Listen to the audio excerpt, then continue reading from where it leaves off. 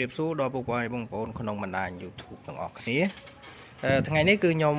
មានអ្វីប្លែកទៀតហើយដែលតាក់ទងទៅនឹងកង់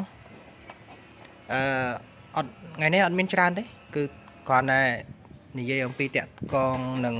កង់ដែលវាមានបញ្ហាតាក់យើងដាក់លេខវាឡើងលបឿនណាហ្នឹងហើយជីទូទៅវាឡើងលបឿនយើងដាក់លេខ1លេខ2អីវាឡើងនេះណាអញ្ចឹងនេះជាបតវាដែលគាត់ផ្ញើមកបតប្រភេទនេះគឺប្រហែលបាត់ទេ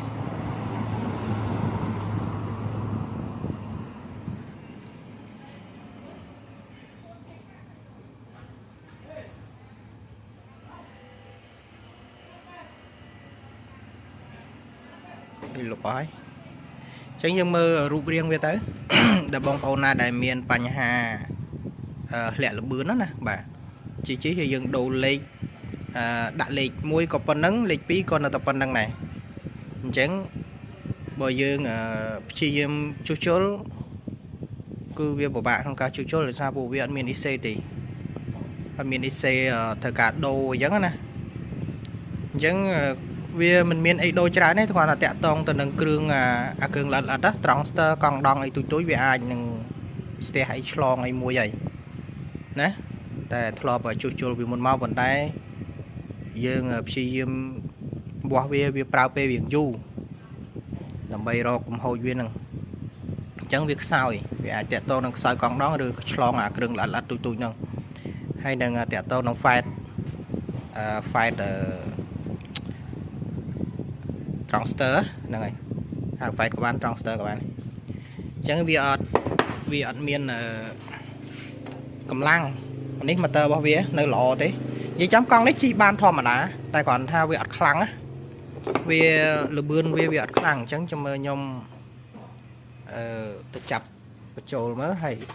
តើវាបានប៉ុណ្ណាខ្ញុំចាប់បញ្ចូលវាដោយសារគាត់ផ្ញើមកប៉ុណ្នេះនេះដូចភ្លើងវាមានដូចពីរទេហើយនេះខ្សែតាក់តងទៅនឹងខ្សែស្រាក់នេះចូលដូចស្រាក់ណាឃើញទេដូចស្រាក់មានពូស៊ីបមួយហើយតើអាគុយតើអាគុយគឺអត់មានពូស៊ីបទេកង់ខ្លះមានពូស៊ីបមួយកង់ខ្លះមានពូស៊ីបពីរអញ្ចឹងអាពូស៊ីបនេះការពារកែវាផ្ទុកសេផ្ទុកដុំដុំស្រាក់នេះដុំដាប់ទ័រនេះដាប់ទ័របញ្ចូលនេះអាហ្នឹងការពារអាហ្នឹងវាផ្ទុកវាឆេះទៅវាអាចឆ្លងអញ្ចឹងយើងចាប់បញ្ចូលវា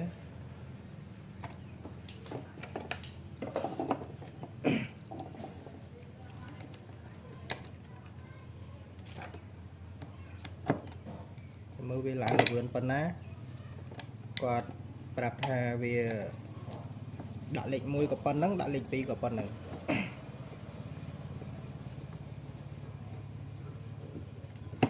ហើយវាអត់មានប្រែប្រួលលបឿនទេអញ្ចឹងយើង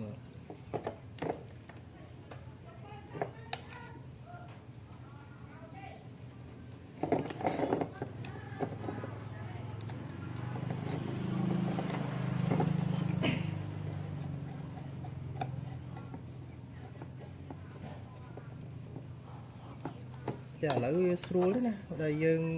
គេធ្វើបតមកត្រូវពីមុនមកពិបាកបាទពិបាកក្នុងការរកបតពិបាកមែនតើបតខ្លះក៏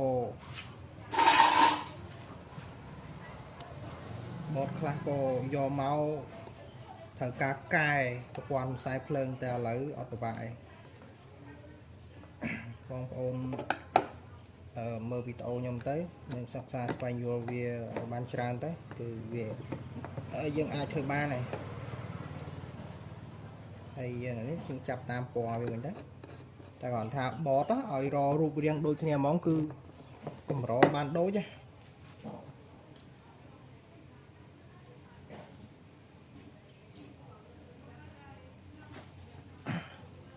យើងរឲ្យបានដូចគ្នាហ្មងរូបរាងដូចគ្នាទម្រង់ដូចគ្នាវាកម្របានដូច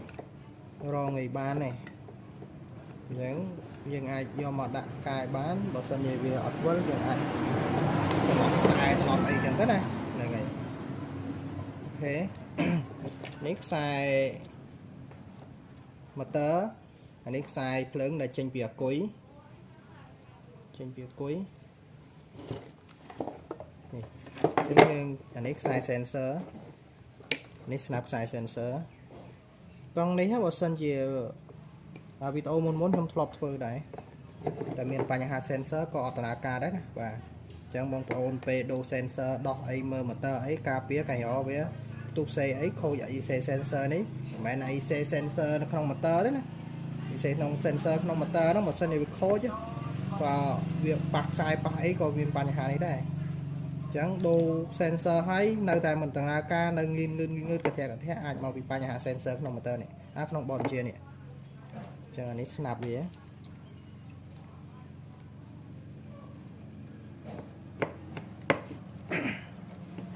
នេះបតរបស់វាណាបាទប៉ុណ្្នឹងទេអូខេអានេះសំណុំខ្សែអានេះខ្សែសោវាថាខ្ញុំដាក់អត់មានសោ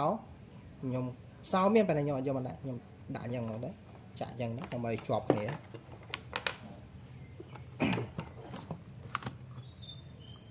អូខេឥឡូវយើងចាប់ដើមយើងអានេះហ្គាខ្សែ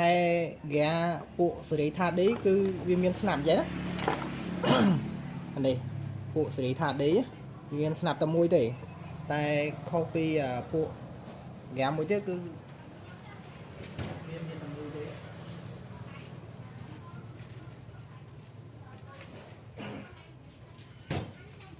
គឺហ្គាមួយទៀតវាមាន2ខ្សែមានខ្សែលេខផងហើយនឹងមានខ្សែ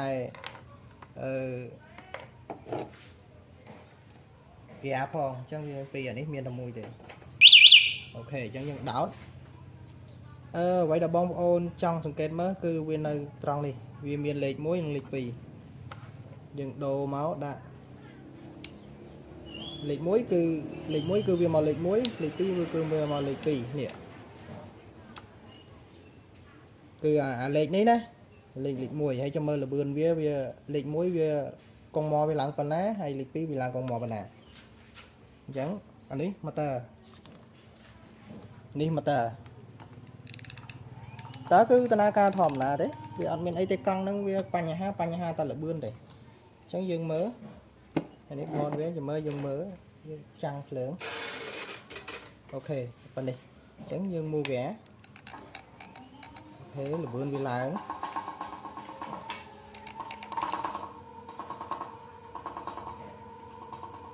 អូខេបាន44លេខ1បានក៏បានលបឿន44ចាំមើលលេខ2លេខ2គឺ44ដែរអញ្ចឹងបើសិនជាយើងឡើងជិះកង់មកវាកម្លាំងវាឡើងត្រឹមតែ20ជាងទេអ្វីដែលម្ចាស់កង់គាត់ប្រាប់ថាលបឿនឡើងជិះវានៅ20ជាងទេតែបើថាបាទហើយកង់នេះគឺម្ចាស់គាត់ជិះហ្នឹងគឺប្រាប់ថា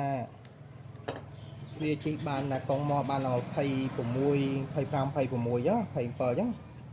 ញ្ចឹងវាអត់ឡើងយើងដាក់លេខ1ក៏ប៉ុណ្្នឹងលេខ2ក៏ប៉ុណ្្នឹងតែនេះជាក់ស្ដែងនេះយើងបញ្ឈរកង់យើងដាក់ motor តទេគឺវាឡើងដល់44អញ្ចឹងលេខ1លេខ2ក៏វាប៉ុណ្្នឹងដែរវា44ដូចគ្នាអញ្ចឹងវាបញ្ហាតាក់ទងនឹងបតនេះហើយបតនេះបណ្ដាលឲ្យវាខ្សោយគឺបងប្អូននឹងស្រាប់ហើយបតកាលណាកង់អាគុយអស់ភ្លើងហើយយើងនៅតែជិះគឺបតនេះគឺធ្វើទុកបតភ្លើងខ្សោយធ្វើទុកបតពេលដែលយើងបង្ខំវាគឺធ្វើឲ្យអ៊ីសេងក្តៅកាលណាក្តៅទៅធ្វើឲ្យមានបញ្ហាណាបាទបញ្ហាខ្សោយយ៉ាងហ្នឹងអញ្ចឹងបងប្អូនត្រូវស្វែងយល់តាក់ទងទៅនឹងបងប្អូនដែលជួសជុលបញ្ហាដែលតាក់ទងទៅនឹងខ្សោយវាទី1អាចតាក់ទងនឹងបតទី2គឺតាក់ទងនឹង motor តែពីរហ្នឹងឯណាបាទវាអត់មានពាក់ព័ន្ធអីផ្សេងទៀតទេ motor ហ្នឹងគឺវាអាច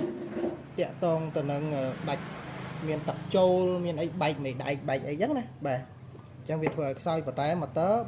បើធ្វើឲ្យខ្សោយវាកម្រខ្សោយបើថាវាលែងវិលគឺលែងវិលតែម្ដង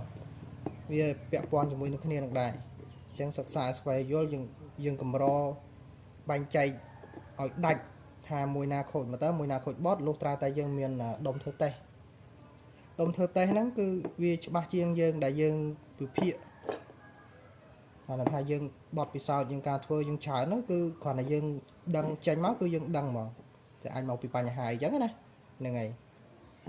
អញ្ចឹងយើងម៉ូទ័រនេះគឺយើងមានបតសម្រាប់ដូរវាយើងជួសជុលក៏វាប្រើពេលដែរណាបាទហើយជួសជុលហើយវាអាចប្រើបានយូរឬប្រើបានយូរវាអត់ធានាទេតាក់ទងទៅនឹងអ្នកប្រើដែរអ្នកប្រើគឺតាក់ទងនឹងអ្នកប្រើហ្នឹងគឺបងប្អូនជីកុំឲ្យអស់ភ្លើងពេកណាបាទមកអស់ភ្លើងពេកហើយនេះបតថ្មីដែលយើងត្រូវដូរនេះបតថ្មីដែលយើងត្រូវដូរចឹងបតថ្មីនេះគឺវាពុំមានប្រព័ន្ធភ្លើងដូចគ្នាទាំងអស់បងប្អូនណាដែលមានបតប្រភេទចេះឬក៏បេតខុសណាក៏ដោយអញ្ចឹងគឺយើងមានប្រភេទបតនេះដែលដាក់ត្រូវគ្នាបាទបតនេះដែលត្រូវគ្នាអញ្ចឹងខាងនេះភ្លើងចូលអានេះម៉ាស់អានេះខ្សែម៉ូទ័រពណ៌បៃតងពណ៌លឿងហើយនិងពណ៌ខៀវណាវាស្តៀងនឹងដូចគ្នានេះដែរទេគ្រាន់តែខុសទម្រង់ឃើញបងប្អូនខុសទម្រង់គ្នាដែរបាទគឺខុសទម្រង់បាទឥឡូវយើងមានប្រភេទបតនេះដែលត្រូវវាបាទដែលបងប្អូនដែល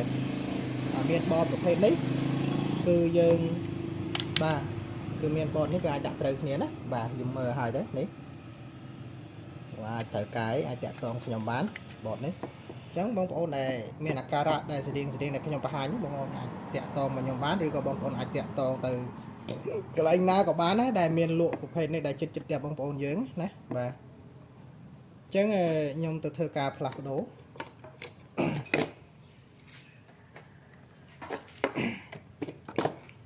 ការផ្លាស់ប្ដូរយើងឈុំបាត់ទូលវិសកណាទេអូខេ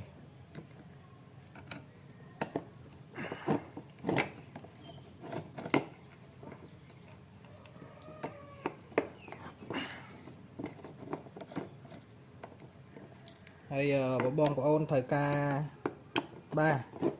ដែលមានបញ្ហាតាក់ទងទៅនឹងប្រភេទបតកង់អង្គុយអាចតាក់ទងមកខ្ញុំបានខ្ញុំដាក់លេខទូរស័ព្ទនៅក្នុងវីដេអូណាកោវីដេអូនោះហើយលេខទូរស័ព្ទនីមួយគឺមាន Telegram នៅហ្នឹងហើយអាចតាក់ទងតាម Telegram ក៏បានដែរ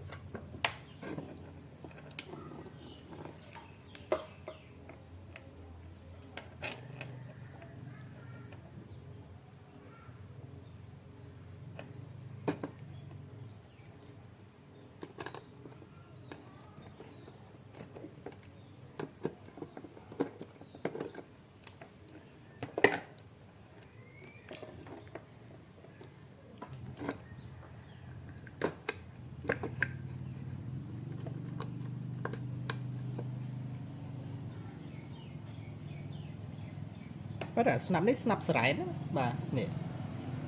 ស្នាប់សរ៉ែននេះសរ៉ែននៅខាងនេះខ្មាញ់ធ្លាក់ណាបាទ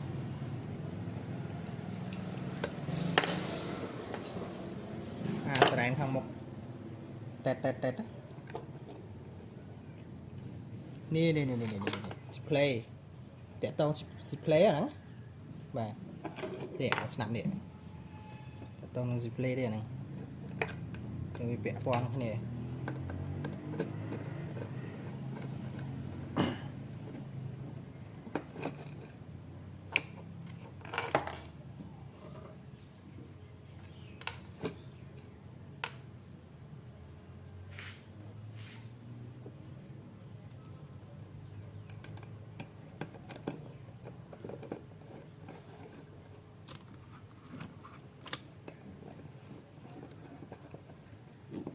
បាទ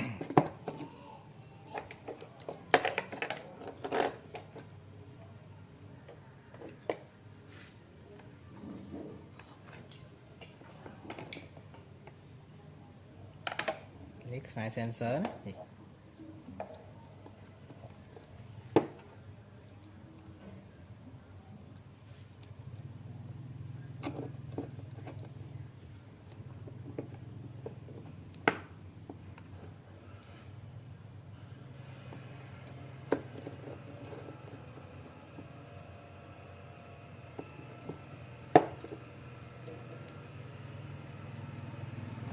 ដាក់តាមពណ៌វាមកណា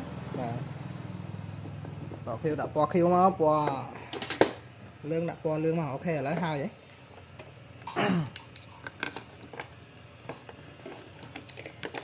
អញញ៉ៃហើយកន្លែងជាងមកបានវីដេអូមួយបង្ហាញបងប្អូនយើងគឺមិនងាយទេបាទនេះខ្សោនេះទៅទៀតនេះខ្សោ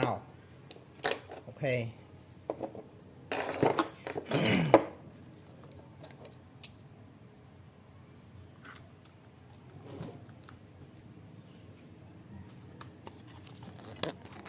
ះប៉ុណ្នេះណាឥឡូវយើងដោតដួយភ្លើងឡាច់ហើយយើងមើលកងមាត់មាញ់កងមាត់យើងធំតែ44អីទេណាបាទ44ទេលេខ1លេខ2ក៏នៅ44ដែរមាញ់ណាបាទអូខេឥឡូវយើងដូរបតហើយនេះបតថ្មីយើងចាប់បញ្ចូលហើយអញ្ចឹងយើងមើលវាអូខេអញ្ចឹងវិលហើយដំណើរការហើយ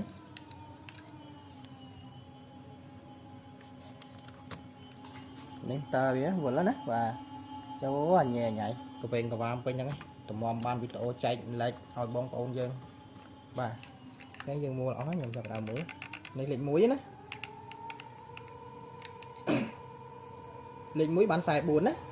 44លេខ2អូខេបាន45 46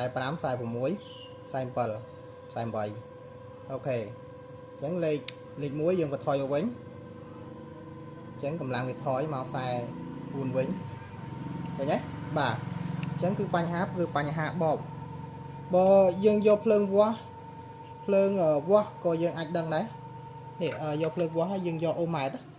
យកមកវាស់ក៏ដឹងដែរតាក់ទងទៅនឹងបតដែលមានបញ្ហាដែលខ្សោយភ្លើងណាអញ្ចឹងវាមានបញ្ហាហើយ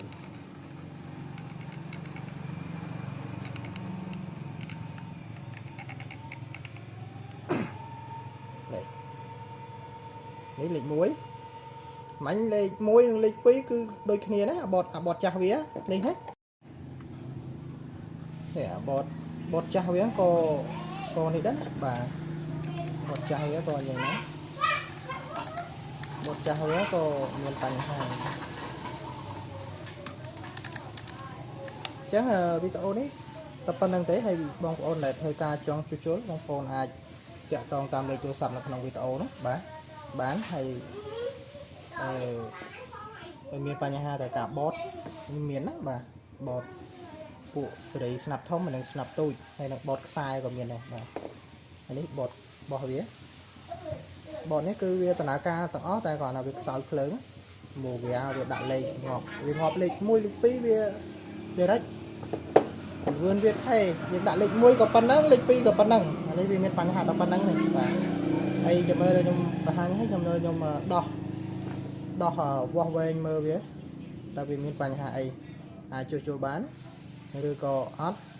គឺដូរថ្មីបាទហ្នឹងហើយតែប៉ុណ្្នឹងទេហើយវីដេអូហ្នឹងបាទ